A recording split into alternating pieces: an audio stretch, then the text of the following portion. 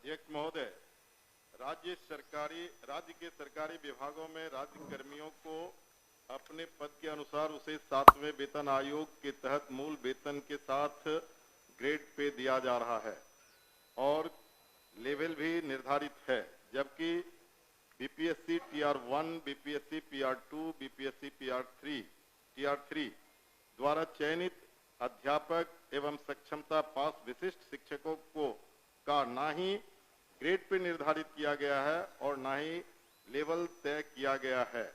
सिर्फ नियोजन के तहत वर्ग 1 से 5 के अध्यापकों को एवं विशिष्ट शिक्षकों को 25,000, वर्ग 6 से 8 के अध्यापक को 28,000, वर्ग 9 से 10 के अध्यापक एवं विशिष्ट शिक्षकों को 31,000, वर्ग 11 से 12 के अध्यापक एवं विशिष्ट शिक्षकों को 32,000 रुपया मूल वेतन दिया जा रहा है, जो 7वें वेतन आयोग से बिल्कुल अलग है, जिसके कारण भविष्य में अध्यापक एवं विशिष्ट अध्यापकों को 8वें वेतन आयोग के लाभ से वंचित रहना पड़ सकता है, जबकि उक्त शिक्षकों को भी राज्य कर्मी का दर्जा प्राप्त है। अतः उक्त शिक्षकों के हित में पद के अनुसार शिक्षकों को ग्रेड पे तथा लेवल निर्धारित करने हेतु हम सदन के माध्यम से सरकार का ध्यान आकृष्ट कराते हैं। माननीय मंत्री शिक्षा विभाग। अध्यक्ष महोदय, वस्तुस्थिति यह है कि पंचायती राज संस्थाओं एवं नगर निकाय संस्थाओं द्वारा नियुक्त शिक्षकों को समान कार्य के बदले समान वेतन देने से संबंधित माननीय सर्वोच्च न्यायालय में दायर SLP C संख्या 20/2018 बिहार सरकार एवं अन्य बनाम बिहार माध्यमिक शिक्षक संघर्ष समिति एवं अन्य के साथ दिनांक 10/5/2019 को पारित आदेश, जिसमें माननीय उच्च न्यायालय के द्वारा समान कार्य के बदले समान वेतन देने हेतु पारित आदेश को निरस्त कर दिया गया है। राज्य सरकार पंचायती राज संस्थाओं एवं नगर निकाय संस्थाओं द्वारा नियुक्त शिक्षकों को बेहतर वेतन एवं सेवा शर्त हेतुकृत संकल्पित रही है।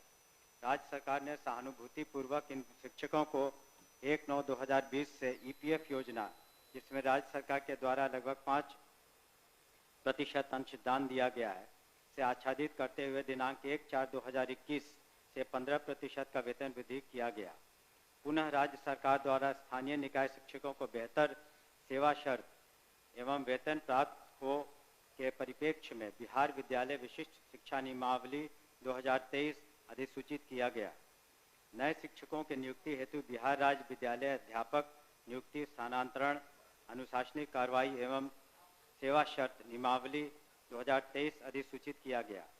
सरकार द्वारा इन दोनों नियमावली से नया पद सृजित किया गया। यह पद 7वें वेतन आयोग लागू होने के बाद सृजित किए गए हैं, इसलिए यह पद 7वें वेतन आयोग द्वारा निर्धारित पदों में सम्मिलित नहीं है। सरकार द्वारा सरकार के अन्य बहुत सारे पद सृजित किए जाते हैं जो 7वें वेतन आयोग में सम्मिलित नहीं होते हैं। इन दोनों नियमावली के तहत वर्ग 1 से 5 के शिक्षकों को 25,000, वर्ग 6 से 8 के शिक्षकों को 28,000, वर्ग 9 से 10 के शिक्षकों को 31,000 एवं वर्ग 11 से 12 के शिक्षकों को 25,000 प्रारंभिक वेतन निर्धारित करते हुए पे मैट्रिक्स का निर्धारण किया गया। उक्त नियमावली के तहत शिक्षकों को बेहतर प्रोन्नति का लाभ दिया गया। अगले संभावित जो वेतन आयोग 8वां वेतन आयोग में ये शिक्षा विभाग द्वारा इन विद्यालय अध्यापकों एवं विशिष्ट शिक्षकों के वेतन मान को उचित स्तर पर निर्धारित करने हेतु वित्त विभाग को अनुशंसित किया जाएगा। महोदय, मैं पूरे वक्तव्य को मैं सुना। सरकार बीपीएससी का एग्जामिनेशन लेकर के सरकार ने घोषणा किया कि वो राज्यकर्मी होंगे।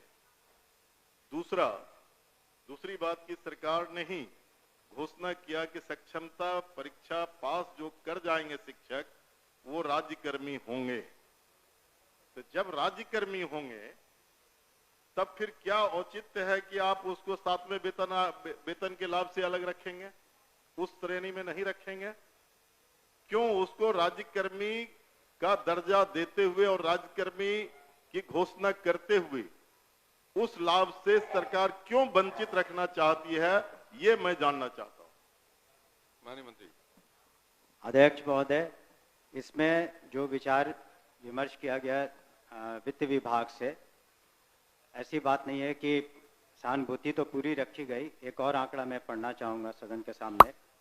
वर्ष 2003 में जो नियुक्त प्रशिक्षित शिक्षा मित्र थे, प्रारंभ में उनका नियत वेतन प्रति माह था 1500, जो वर्तमान सकल वेतन प्रति माह हो गया 31,340। वर्ष 2006 में नियुक्त पंचायत प्रखंड नगर शिक्षक थे 5000, उनका वर्तमान सकल वेतन प्रति माह हो गया 29,410। वर्ष 2010 में नियुक्त पंचायत प्रखंड नगर शिक्षक 7000 था वेतनमान, तो उनका हो गया आज के दिन में 29,410। वर्ष 2013 में नियुक्त पंचायत प्रखंड नगर शिक्षक 10,000 थे, उनका आज के दिन में 29,410 सकल वेतन प्रति माह हुआ। ये वित्त विभाग की सोच थी कि इनका 7वें वेतन आयोग से आच्छादित नहीं होंगे और इनके लिए अलग से उन्होंने एक पे मैट्रिक्स बनाई। लेकिन साथ ही हमने ये भी कहा कि भविष्य में जब 8th पे कमीशन लागू होगा तो उसमें फिटमेंट कमेटी बैठती है और फिटमेंट कमेटी जिस श्रेणी में ये फिट करेंगे उसमें उनको आच्छादित करेंगे। धन्यवाद महोदय।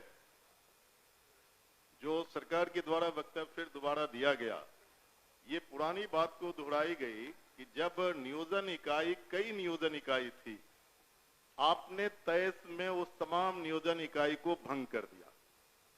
अब जिला स्तर पर नियोजन इकाई आपने गठित कर दिया, जितने जिला है उतने ही नियोजन इकाई है, और आपने आपके फैसले से सरकार ने फैसला लिया कि अब तमाम जो पहली प्रक्रिया थी उसको हम समाप्त करते हैं और बीपीएससी से एग्जामिनेशन लेकर के हम शिक्षक को बहाल करेंगे और वो राज्यकर्मी होंगे।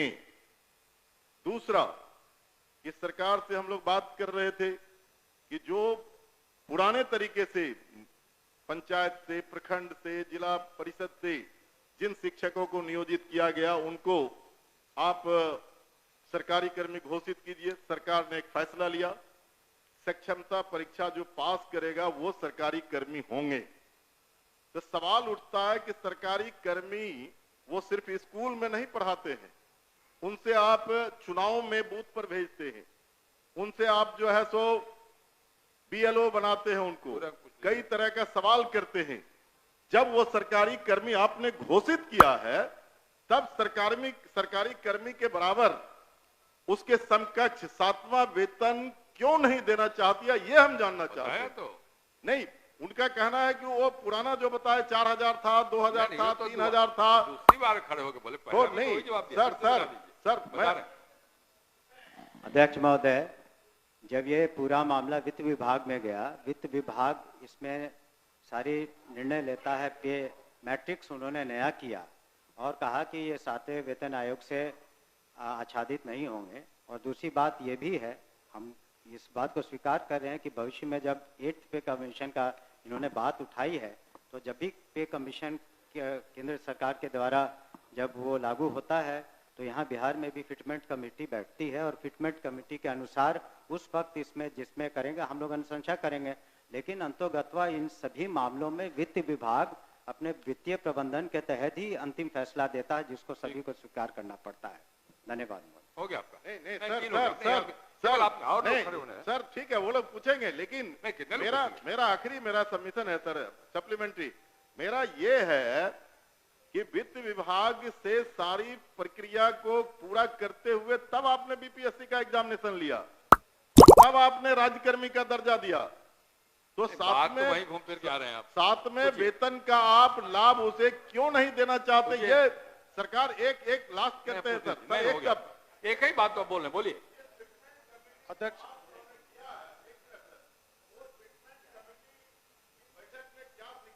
इन मुद्दों को रखा जाएगा, क्या करें? हमने तो कहा ही कि जब 8th कमीशन का जो उसमें फाइंडिंग्स आएंगी, तब बिहार में जब फिटमेंट कमेटी होगी तो अलग अलग विभाग का उसमें टेकअप किया जाता है, तो उस वक्त विचार किया जाएगा निश्चित रूप से। धन्यवाद। ओके। अध्यक्ष महोदय, वर्ष 2023 में नियोजित शिक्षकों को महागठबंधन की सरकार में राज्य कर्मी का दर्जा दिया गया था महोदय। और ध्यान आकर्षण जो शिक्षकों के हित में उनके पद के अनुसार ग्रेड पे और उनका लेवल जो तय करना है वो सरकार कब तक देने का विचार रखती है, यदि राजेश जी, देने का विचार राजेश जी, रखती है तो कब तक, नहीं तो क्यों? पूछिए, एक ही बात हो रही है। आपके माध्यम से मैं शॉर्ट में 2 पूरक पूछना चाहता हूं। क्या सरकार को ग्रेड पे निर्धारण करने में आर्थिक बोझ आ रही है, और यदि ये आर्थिक बोझ आ रही है तो सरकार बतावे कि कितने की आर्थिक बोझ आ रही है, तब जो है वो इनको करने में क्या कठिनाई आ रही है आर्थिक बोझ आने में। ये मेरा सवाल है। बैठिए, और कोई पूछने वाले नहीं ना है? चलिए आप बताइए। महोदय, ये तो जब ऐसे मामले वित्त विभाग में जाते हैं तो नीति निर्धारण और सारी समीक्षा वित्त विभाग करती है, तो वित्त विभाग का निर्णय सभी को मान्य होता है, और इस पर क्या आंतरिक जो वित्तीय बोझ रहेगा सभी चीज़ों का कैलकुलेशन उन्होंने किया होगा, तभी इस तरह का उन्होंने इस निर्णय पर पहुंचे जिसके बारे में हमने सदन को अवगत किया है। अध्यक्ष माननीय महोदय, सर, श्री अध्यक्ष विद्यासागर महोदय, केसरी, अध्यक्ष आपकी महोदय, सूचना को पढ़े। अध्यक्ष, बैठी, हो गया? नहीं, अरे एक 3 बार जवाब दिया, 3 बार वही सवाल खड़ा किया जो आप पढ़िए। अभी केसरी जी, केसरी जी बोलिए। माननीय अध्यक्ष महोदय, अररिया जिला अंतर्गत फारबिसगंज विधानसभा